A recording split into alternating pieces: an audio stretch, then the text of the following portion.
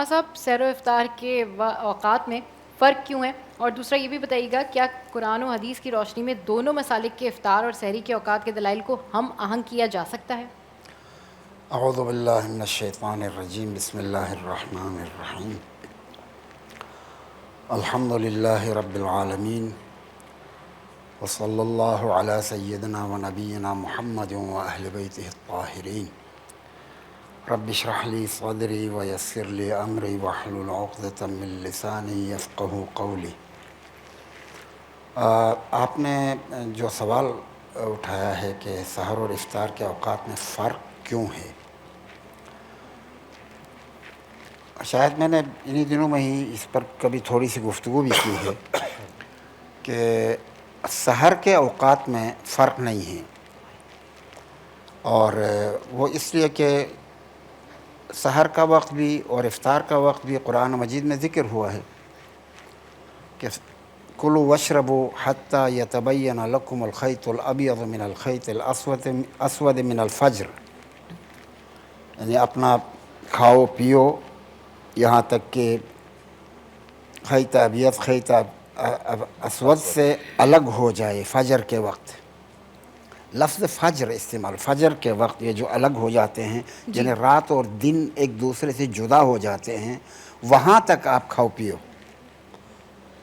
رات اور دن کا جدا ہونا سب کے پاس تقریباً ایک جیسا ہے، کوئی فرق نہیں ہے۔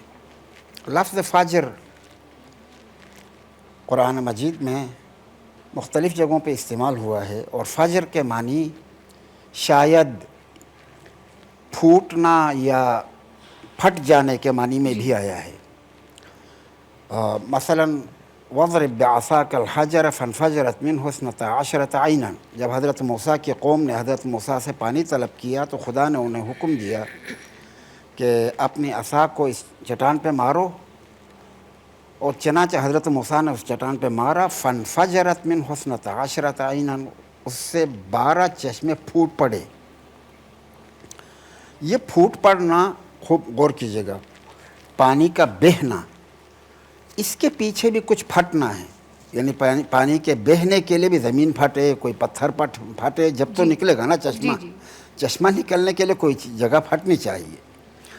اچھا، فجر کو بھی اسی لیے فجر کہتے ہیں کہ رات کی تاریکی پھٹ جاتی ہے اور اس میں سے روشنی نکلتی ہے، اس لیے اس کو فجر کہتے ہیں۔ قرآن مجید میں ایک اور جگہ پر بھی کہ فَأَلْهَمَهَا فُجُورَهَا وَتَقْوَاهَا، وہاں پر بھی فجور معاصی کے لیے استعمال ہوا ہے، گناہوں کے لیے، اور گناہوں کا اثر یہ ہے کہ انسان کا نفس برباد ہو جاتا ہے، انسان کا نفس پھٹ جاتا ہے۔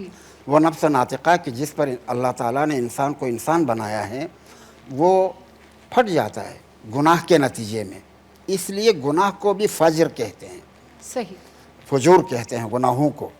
خوب، بس ان تمام کا نتیجہ یہ نکلا کہ یعنی رات کی تاریکی پھٹ کے اس میں سے جو روشنی نکلتی ہے اس کو کہتے ہیں فجور اور فجر۔ اچھا، یہ روشنی دیہاتوں میں اور جہاں پر لائٹیں ذرا کم ہوں وہاں پر انسان صاف اپنی آنکھوں سے دیکھ سکتا ہے، صحیح، اور جہاں روشنیاں زیادہ ہوں وہاں اسے نہیں دیکھ سکتا ہے، چونکہ روشنی افق کے اوپر چھا جاتی ہے تو اس کی وجہ سے فجر کا وقت نظر نہیں آتا ہے۔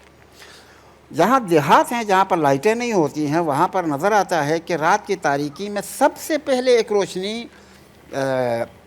ورٹیکل شکل میں، افقی شکل میں نکلتی ہے، اس کو کہتے ہیں صبح کاذب، فجر کاذب۔ پھر تھوڑی ہی دیر کے اندر ہاریزنٹل شکل میں، افقی شکل میں ایک روشنی نکلتی ہے باریک، یہ ہے صبح صادق۔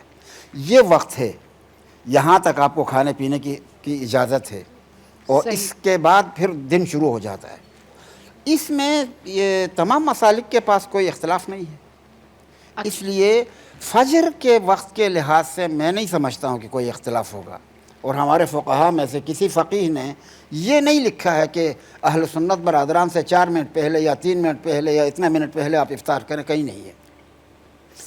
وہ جو اگر کوئی پہلے کھانے پینے کو چھوڑ بھی دیتے ہیں تو بربنائے احتیاط ہے، اور احتیاط شاید باقی مسالک میں بھی موجود ہو، یہ بربنائے احتیاط ہے فجر کا، تاکہ دن کے وقت انسان نہ کھائے، ایسا نہ ہو کہ دن شروع ہو جائے اور انسان کھاتا رہے، اس سے بربنائے احتیاط ایسا کرتے ہیں. باقی حکم میں کوئی فرق نہیں ہے فجر کے وقت.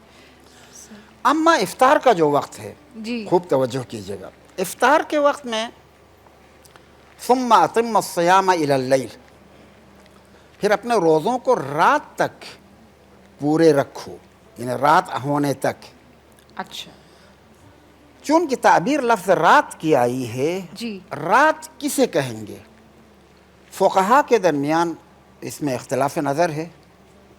اکثر فقہا برادران اہل سنت کے وہ اس بات کے قائل ہیں کہ قرص سے شمس یعنی سورج کا ٹکیا بقول آپ کے، اور قرص کا ترجمہ کیا ہے آپ نے، وہ جس کو سورج کی ٹکیا جو ہے وہ زمین میں ڈوب جائے، افق سے غائب ہو جائے تو بس وہ دن ختم.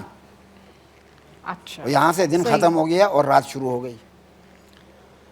اور ہمارے پاس ہمارے فقہ میں جو اکثر فقہا ہیں، اکثر میں اکثریت قاطع، اکا دکا ہیں ایسے، ان کا بنا میں نام لوں گا، کہ وہ اس بات کے قائل ہیں کہ نہیں، وہ سورج تو ڈوبے گا ہی ڈوبے گا. اس سورج کی جو شعاعیں ہیں، جو کرنیں ہیں، وہ بھی آپ جس جگہ ہیں اس کے افق سے محو ہونے چاہیے. جب تک وہ شعاعیں ختم نہ ہو جائیں رات نہیں کہلائے گا. رات کہلانے کے لیے شعاعیں بھی ہٹنی چاہیے. اس اختلاف کے بنا پر افطار کے وقت میں اختلاف ہے.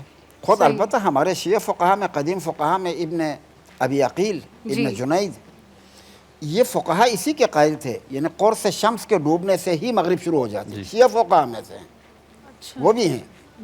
میں اس لیے عرض کر رہا ہوں کہ پوری طرح سے سینیریو واضح ہو. ٹھیک ہے، یہ کوئی ضد بازی، ہٹ درمی یا اس طرح کی چیز نہیں ہے. استنباط حکم قرآن اور سنت سے، استنباط حکم میں رائے ہے.